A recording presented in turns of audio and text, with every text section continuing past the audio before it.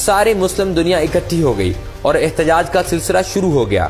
Swedish حکام کی جانب سے اس نوعیت کی احتجاج کی اجازت دیے جانے پر ترکی نے سویڈن کی فوجی اتحاد نیٹو میں شمولیت کی دوبارہ مخالفت کی ہے۔ نیٹو رکنیت کی حصول کے لیے سویڈن کو ترکی کی حمایت درکار ہے۔ اگر ترکی مخالفت پر زور دے تو سویڈن کی رکنیت ختم ہو جائے گی۔ ناظرین، عید کے دن اس دلخراش واقعے کے بعد دنیا بھر میں خاموشی سی طاری ہے۔ ایک طرف دنیا بھر کے مسلمان کعبے کے گرد طواف میں مصروف تھے تو دوسری طرف یہ گھٹیا عمل دہرایا جا رہا تھا۔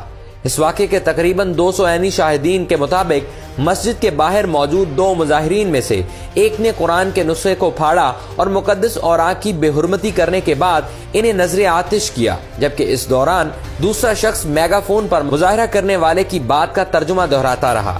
وہاں موجود بعض افراد نے اوراق جلائے جانے پر احتجاج کرنے کے لیے گاڈ از گریٹ یعنی خدا عظیم ہے کے نعرے بھی لگائے۔ ناظرین، اس واقعے میں ملوث شخص سلوان مومیکا نے امریکی نیوز چینل CNN کو بتایا کہ وہ 5 سال قبل عراق سے سویڈن آئے اور ان کے پاس سویڈن کی شہریت ہے۔ انہوں نے بتایا کہ وہ ایک ایتھیسٹ ہیں، یعنی کسی مذہب کو نہیں مانتے اور دہری ہیں۔ سلوان مومیکا نے مزید بتایا کہ وہ یہ مظاہرہ عدالت میں 3 ماہ کی قانونی لڑائی کے بعد کر رہے ہیں۔ ان کا مطالبہ ہے کہ قرآن پر پابندی لگائی جانی چاہیے، نعوذ باللہ۔ جس مسجد کے سامنے یہ واقعہ پیش آیا، اس کے ڈائریکٹر اور امام محمود خلفی نے کہا ہے کہ عید الاضحیٰ کے تہوار کی تعطیل کے موقع پر احتجاج کی اجازت دینے کے فیصلے سے مسجد کے نمائندوں کو مایوسی ہوئی ہے۔ مسجد انتظامیہ نے پولیس سے درخواست کی کہ وہ کم از کم مظاہرے کو کسی دوسری جگہ کی طرف منتقل کر دے جو قانون کے مطابق ممکن ہے، تاہم انہوں نے ایسا نہ کرنے کا انتخاب کیا اور مسجد کے سامنے ہی یہ عمل ہوا۔ محمد خلفی کے مطابق ہر سال 10,000 کے قریب لوگ اسٹاک ہوم کی مسجد میں عید کی تقریبات کے لیے آتے ہیں۔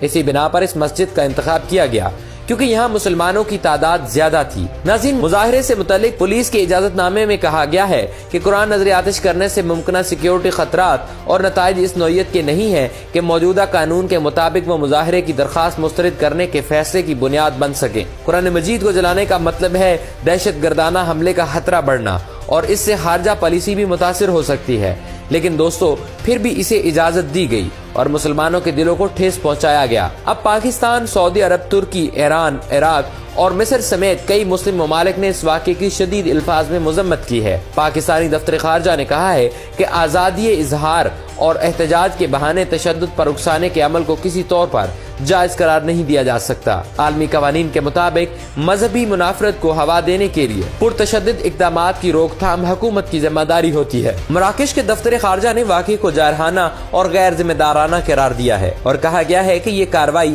ایک ایسے وقت میں کی گئی جب مسلمان اپنا مقدس تہوار منا رہے تھے۔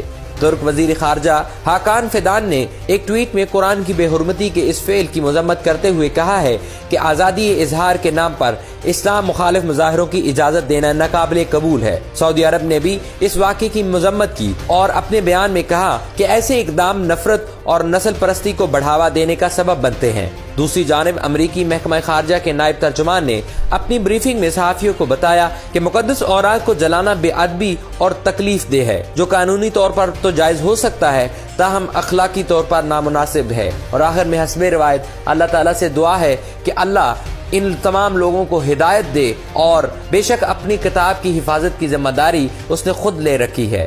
آمین ثم آمین۔